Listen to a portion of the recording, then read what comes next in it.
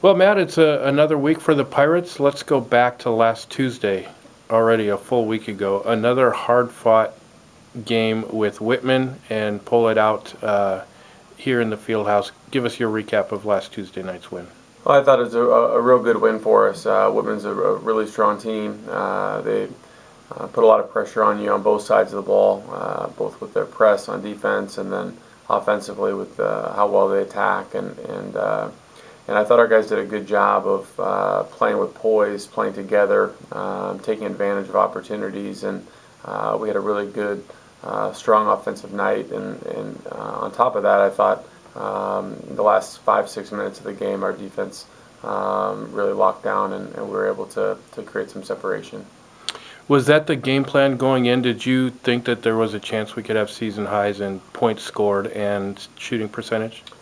Well, the way Whitman plays, it's more of an up-tempo game. There's going to be more possessions. We did know that going in.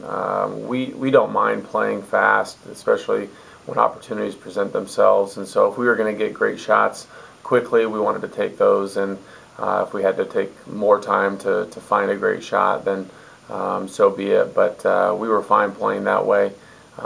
Did anticipate it being more of a high-scoring affair just due to the number of possessions. And then Friday night going on the road and getting a win at a tough Pacific team turned into a real defensive battle. Talk about that game. Yeah, well, we knew that would be a grinder going in. Pacific's defensive numbers are really up there with the best teams in the country. Their defensive field goal percentage is 37% for the year. They're holding teams to 28% from three. They've got terrific athleticism, and they do a great job on the glass, both offensively and defensively. So really a contrast in styles between Tuesday's game and Friday's, and I was really pleased with the way our guys were able to adapt and dig their heels in on defense on Friday night, especially over the course of the last 11 minutes. I think we held them to 6 points over the last 11 minutes of the game, and that was really critical for us to build a lead. This week we go back on the road to Oregon, down to Willamette on Friday and George Fox on Saturday. What do you see from those teams?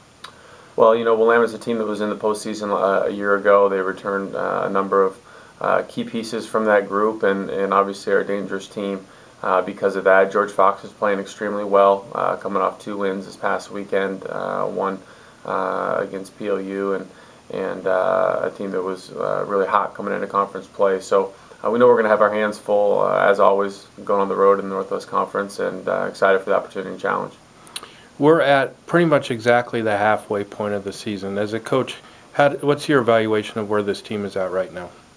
Well, it's kind of interesting. We're halfway through the season, but I think for this group and what we've been through this year, we're still maybe at a little earlier stage of our development just because of the time that Kenny missed, and then adding a new piece like AJ Grant, and also losing a piece like Echo Nansanyaku for a few weeks, who's staying home in London over the Jan term break to be with family.